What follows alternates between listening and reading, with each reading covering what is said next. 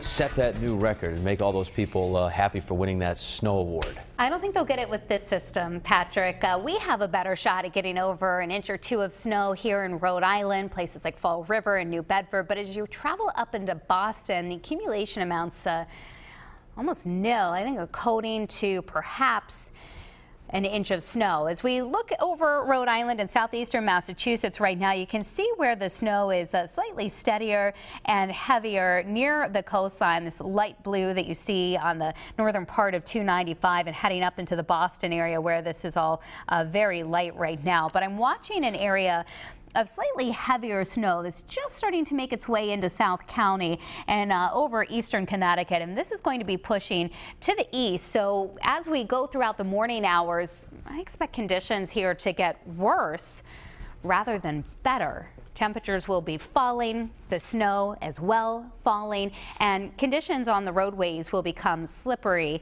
and the morning commute impacted by that. In fact, I have the snow continuing into this afternoon. It's mostly going to be light, especially away from the coastline, but enough to create those slippery travel conditions in the nighttime hours as the temperatures drop many areas into the single digits.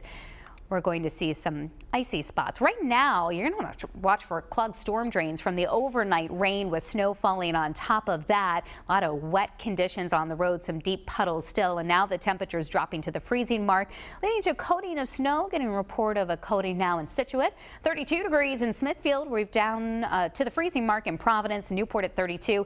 And the temperatures are going to drop today. So the warmest part of the day happening right now. By 9 a.m. we should be into the upper 20s, and we'll stay in the mid and upper 20s into this afternoon. Temperatures as the skies clear out this evening will drop very quickly into the teens and then eventually some single digits when you wake up tomorrow morning, and a cold but dry Friday on the way. Wanted to show you this Narragansett camera.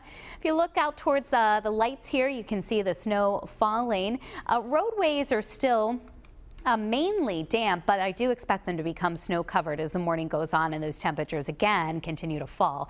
And a batch of snow that's just clipping us here in southern New England. So look at a little bit of light snow in Boston for a time this morning, but this will eventually try to push southward for Rhode Island, New Bedford, Fall River, the Cape.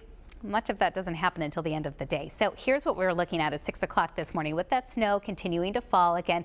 Notice it's sort of off and on as you get north of Providence, but at the coastline, light to moderate snow. 3 o'clock this afternoon, and we may even see some snow falling during the evening commute. It will taper off then after that with skies dry and clearing by 11 o'clock at night. Back to sunshine Friday morning.